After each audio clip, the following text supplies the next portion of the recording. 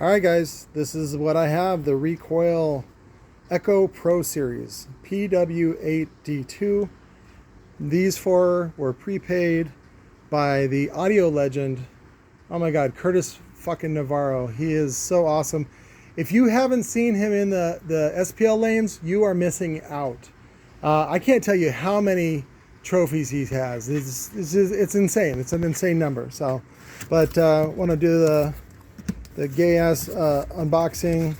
I did notice on the specs there's no physical parameters on the website, so I'll yell at Eric to do that. They are in the manual because I had a client here this morning. His client bought this turd, which I'm going to do a separate review on. This is a JL13 W3 V3 13-inch. So, and it came in a custom Mustang fiberglass box. It was $1,000. And then just a replacement for the woofer, which again, that's like a $13 woofer. That's what it costs to make. JL wants like $400 for it. Or I think, no, I only checked eBay. It was $400 on eBay. So it's probably about $600 on, $500 or $600 on JL's website. That's too much fucking money. And so what I did was we just made him a fit ring to downsize.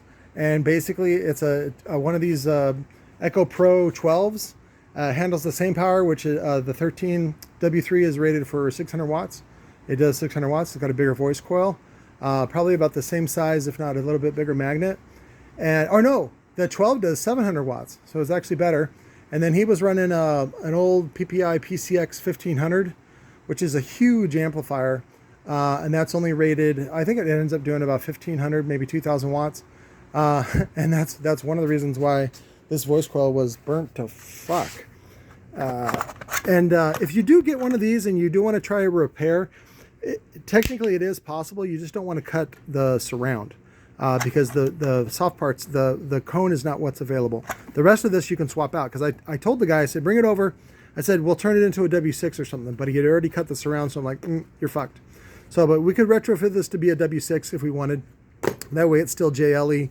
But it'd just be beefier and be able to recon it or something like that. So whatever that one is. So, and of course, where does it say? Does it say manufactured in USA? Oh, with imported and domestic parts. Some of them say made in China. So, but that's I think that's all I wanted to show you on that one. Oh, I wanted to show you the voice coil. This tiny little. It's not even a 2-inch coil. It's like 1.5 inches, 1 3/4. Big old 6-layer, 8-layer, something like that. There's the part number from Precision Econowind. If you ever want to get, technically they're not supposed to give you that part number, but if you create your own part number and give the same coil dimensions, then it's your part number. But anyways, back onto this. Let's do the all this stuff. It's there. Good packaging. Comes with hardware, which is nice. Ooh, what are those? Oh, speed clips. I don't know why you need speed clips, but okay. I guess if you're doing a free air installation, otherwise this should go into an enclosure. I can see guys running these free air though. Rated at 400 RMS. Let me go through the manual real quick. My only complaint when we were getting the samples was that the FS was too high. Because if the FS is too high, then it's just as valuable as all the other turds out there available. Probably the most affordable one was the Gladiator 8-inch from Audio Legion, which I'm sure is probably the same woofer. And they were clearing them out for like $60 each.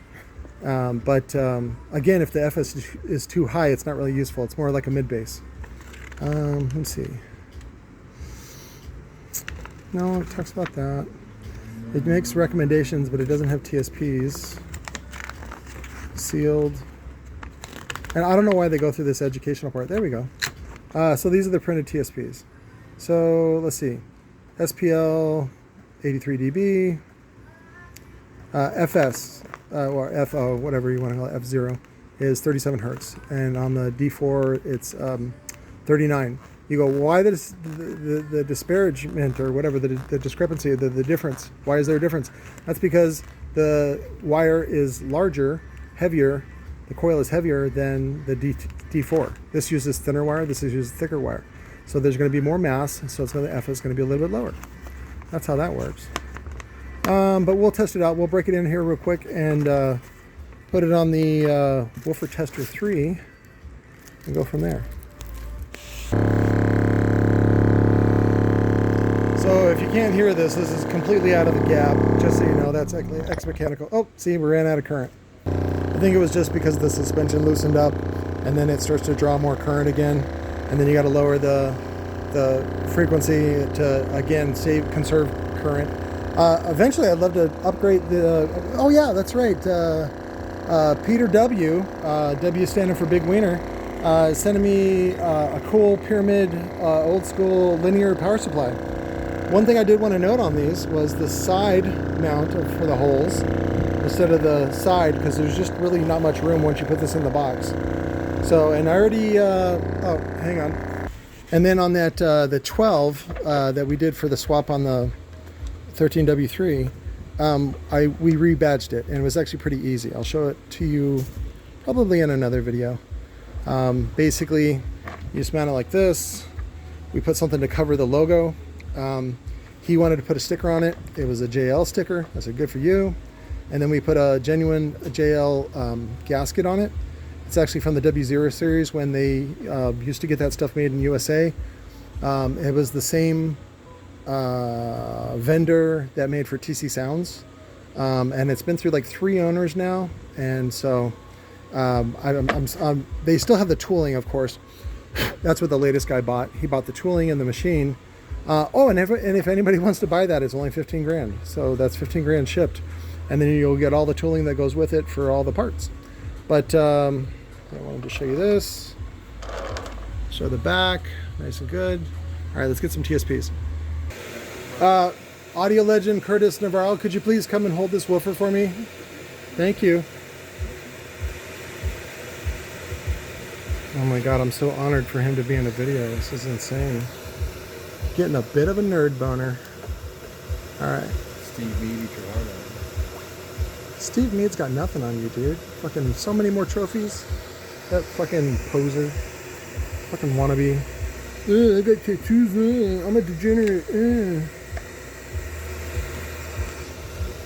That's my impression of Steve Mead, by the way. So we already got an FS of 37, which I think was on par. And then there's there you go. See, look at that VAS, nice and small. I was doing actually a video of some other stuff this morning. So I've actually done like 6 videos. That gets me nice and sloppy and floppy in the morning. But I can't really release them to you guys because they got some personal information on them that some people don't want out in the public yet. So it's not a big deal. But if you want woofers tested, let me know. I found out that I'm like half price of Cogent Audio, which is Gary Springay. You've probably seen him on the internets. But so there it is. FS 37 Hertz, which is not terrible, but it's going to have difficulty playing the low notes, of course. You want to tune the box to probably like 40 Hertz. It'll be nice and punchy. If you want to do a wall of these, that would be fun. What is the RMS? Let me go look at the specs again. Let's see, but let's look at that. It's dual 2 in series, of course. And then they're going to use the same motor and the same spider and the same surround as the other one. There we go. Yep, 37, so it's right on the money. They're rating at 400 RMS. So, and it's a steel frame, it's a 5-spoke frame, which is a little weird, but, I mean, it works. I just don't like that the one terminal is going to be a little offset. But again, obviously it doesn't matter. Otherwise, something like that would make it out of production if it didn't work. We have a couple of them here. I think we have the cast frame version they used on Planet Audio. We got a bunch of those from the Concept buyout. So X-Max, 8.8 millimeters, and it's just an 8. I want to see if they come out with a premium version bigger than this. But anyways, that's my review. on the Recoil Audio Echo Pro PW8D2. Thanks for tuning in. I love you guys. Have a great weekend.